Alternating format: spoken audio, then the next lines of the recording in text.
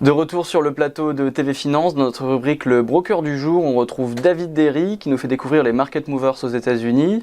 Bonjour David. Bonjour. Après une 8e semaine de baisse d'affilée pour le Dow Jones et un plus bas à 30 635 points vendredi dernier, l'indice américain reprend du poil de la bête avec plus 1,98% et 31 880 points à la clôture. En effet, on voit qu'en ce moment, les marchés sont vraiment en dents de scie, hein. On a du mal à trouver de la performance. Là, par exemple, sur le S&P, on se rend compte que c'est sa 7e semaine de baisse consécutive. C'est sa plus longue série en 20 ans, hein. La dernière fois que c'était arrivé sur le S&P, c'était lors de la bulle Internet.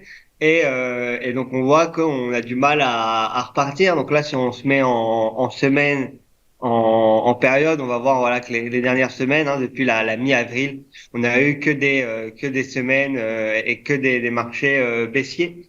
Et donc voilà, on a aujourd'hui un S&P aux alentours des 4000 points. Donc on verra s'il va réussir à se maintenir à ces niveaux-là. Aussi au contraire, on va venir corriger pour descendre plus bas. On voit que un des prochains niveaux à surveiller, ce sera aux alentours des 3500 points, qui est un niveau qui représentait justement l'avant Covid et qui représentait le niveau des marchés avant la baisse de mars 2020. Après ça, on était fortement reparti, hein, parce qu'on avait atteint des marchés qui étaient aux alentours des 2300 points. On a atteint les 4600 points, donc on avait presque doublé sur l'indice S&P.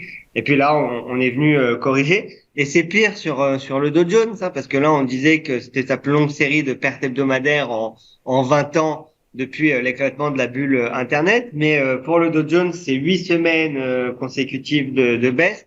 Et c'est du jamais vu depuis 1932 et depuis la grande dépression de 1932. Donc voilà, on voit que les marchés ont du mal à repartir. Alors hier, on a eu un léger espoir, mais qui semble avoir été balayé dans la nuit aux États-Unis. Mais hier, on a eu un léger espoir de rebond. Donc on verra si à partir de maintenant les marchés vont rebondir ou si au contraire ils vont continuer à corriger.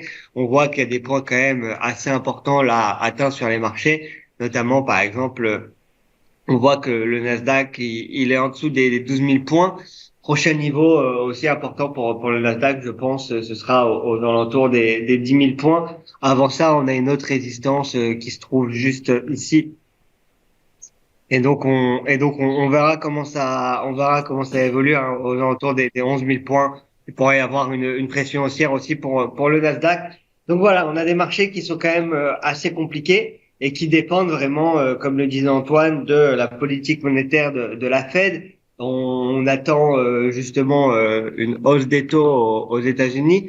Maintenant, le problème, c'est qu'il y a quand même pas mal d'incertitudes sur cette hausse de taux. On ne sait pas si la prochaine sera de 0,25, de 0,5 ou même plus de 0,75. Donc ça crée de l'incertitude sur les marchés et on a des marchés qui pour le moment ont été amenés à corriger encore une fois la semaine dernière. Alors au niveau des valeurs, vous nous parlez d'abord de JP Morgan qui voit son titre monter de 6,2% après une augmentation de ses prévisions. Exactement, JP Morgan qui donne de l'espoir au secteur bancaire et qui pourrait aussi être une explication justement de ce léger rebond hier sur les marchés. Donc on voit là que pour JP Morgan, on est même venu casser les cours d'avant Covid, parce que si on regarde les cours d'avant Covid, on voit qu'on était aux alentours des 140 dollars sur JP Morgan. On était venu descendre à 80 dollars. Et puis après, on avait fortement rebondi parce que l'action était repartie à plus de 170 dollars. Et hier, justement, on a cette action qui gagne 6% et qui rebondit. Alors, c'est lié à quoi? C'est lié au fait que, justement, la banque, elle a décidé de augmenter son objectif de revenu net d'intérêt pour 2022. Alors qu'on attendait au début 53 milliards de dollars, JP Morgan a décidé de l'augmenter à 56 milliards de dollars. Donc ça a surpris les marchés, ça a été plutôt bien accueilli par les marchés. Et puis voilà, ça a profité à JP Morgan, mais aussi au reste du secteur bancaire, parce que si on regarde par exemple Bank of America, elle gagnait 5,94%. Si on regarde aussi Citigroup, le groupe était aussi en forte hausse hier justement de environ 6% à la suite de cette annonce. Donc voilà, le secteur bancaire qui, grâce à la bonne annonce de JP Morgan d'augmenter ses résultats, ses revenus nets d'intérêt pour 2022, ça a été un catalyseur plutôt positif pour les marchés qui sont partis à la hausse. Et pour terminer ces market movers, on va se pencher sur VMware qui a bondi de 24,8% hier.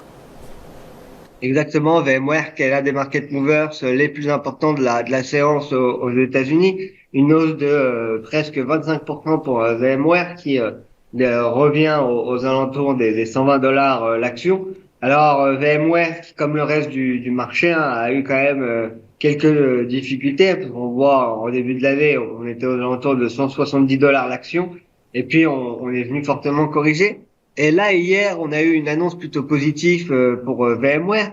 On a appris que le géant Broadcom avait fait une annonce de rachat ou souhaitait, en tout cas, avait en tête de faire l'acquisition de VMware, hein, VMware qui est une société dans le cloud et qui a fortement profité au groupe hein, parce que l'action prenait 25%. Donc on suivra ça de près, mais il peut y avoir des mouvements de marché assez important sur cette action si justement l'acquisition de VMware par Broadcom se confirme.